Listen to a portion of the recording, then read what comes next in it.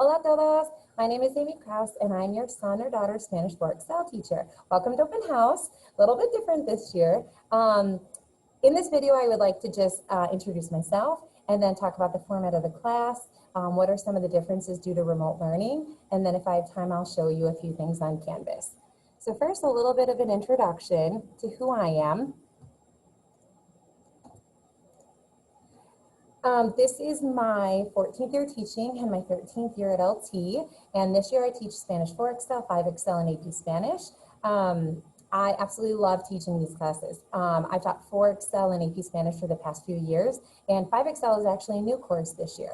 And next year, your sons and daughters can either take 5 Excel or AP Spanish.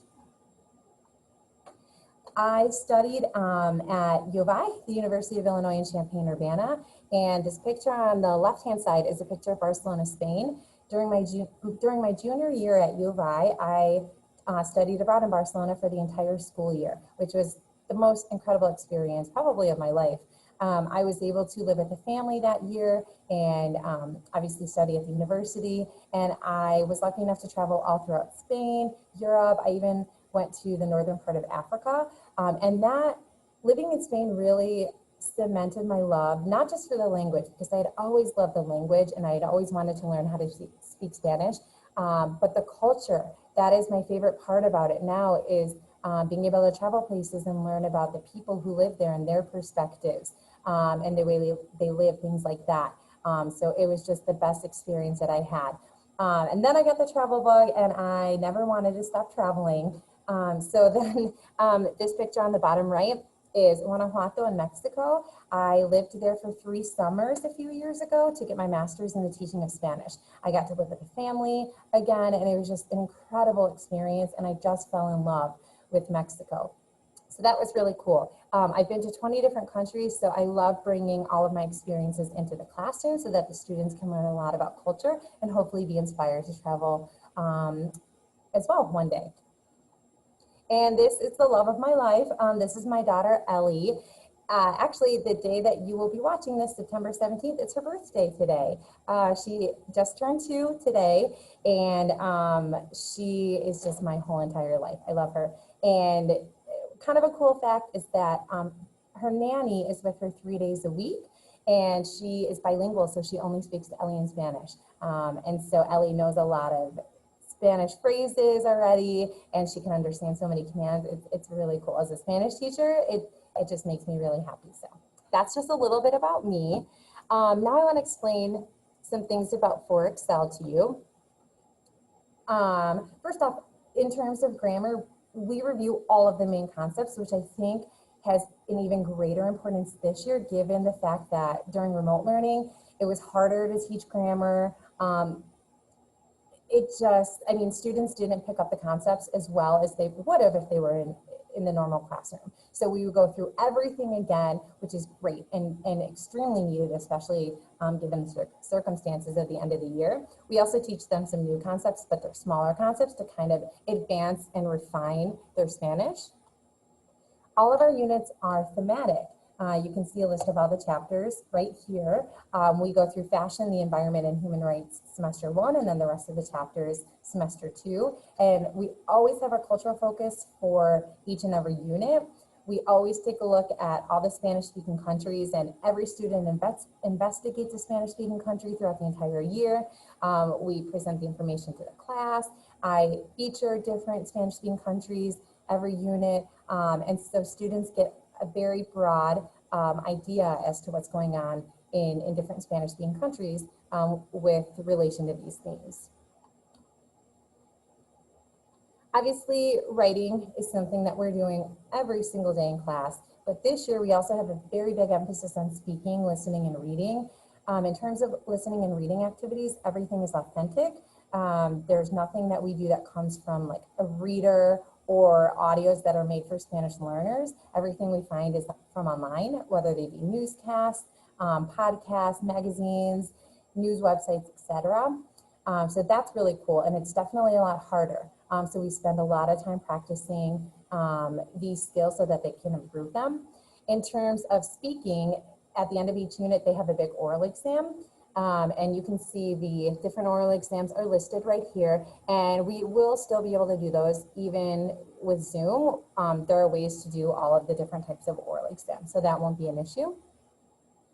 What are the differences this year?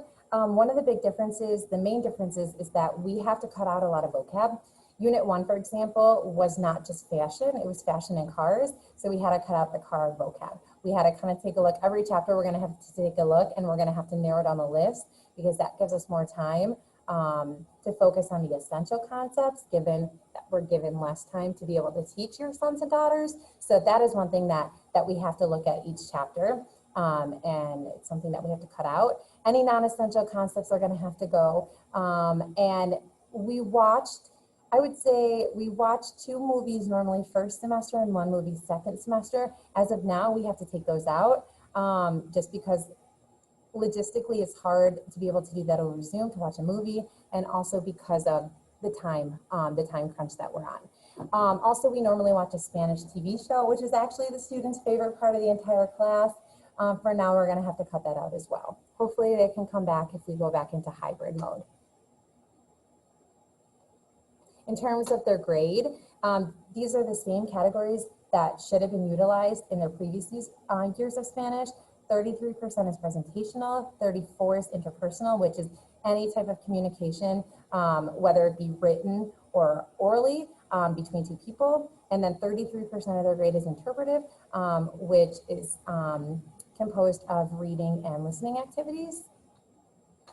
One important thing to note is that homework is no longer a part of their grade for any class, but on Infinite Campus, you will see all of their homework assignments in Infinite Campus, and they are assigned to points. However, for each homework assignment, I unclick a box that allows the grade to not, it basically makes the grade, it doesn't calculate the homework in their grade. So the homework points, even though they are there, are not calculated in their final grade. The reason that I put the homework in there with points are so that I can see what they've been doing and what they've been missing, students can see it, and you can see it. That's really important, because homework in our class is extremely, extremely important. I cannot emphasize that enough. The homework is not only practice for grammar and vocab, but a lot of the homework that we do revolves around them investigating a Spanish-speaking culture and then presenting that information to the class the next day. A lot of the homework assignments are also, they're kind of like preparation for the discussion that we're going to have the next day. And I know that students often feel very nervous to speak in Spanish. So when they have prepared, when they know what they want to talk about, and they've prepared it in their homework, they're more willing to participate. So that homework, those homework assignments are extremely important. Also, one thing to note is that if the students do not have all of their homework assignments turned in by an assessment that we are going to take, they cannot retake it. So by the original assessment date, if it's a quiz, if it's an oral exam, if it's going to be a written exam, all of the homework assignments are not in, they cannot retake it. That's extremely important for them to know. And if they do have a missing assignment, they need to turn it in to me no later than 2 weeks after the original due date, or it stays as missing in the grade book. And that can also affect, obviously, their ability to take a retake. Finally, the last thing, I'm running out of time here, I have 1 minute. Participation in speaking activities. We are no longer allowed to give participation points. However, it is extremely important that your sons and daughters are speaking every single day in class. I utilize breakout rooms all the time, multiple times per class period, but I'm not able to be in every breakout room.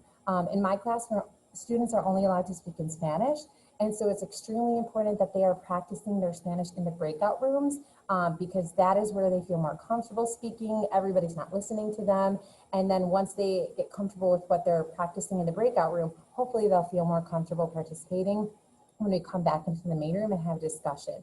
So, so in terms of speaking, yeah, they're going to be getting their practice every single day, multiple times per class, like we would normally do.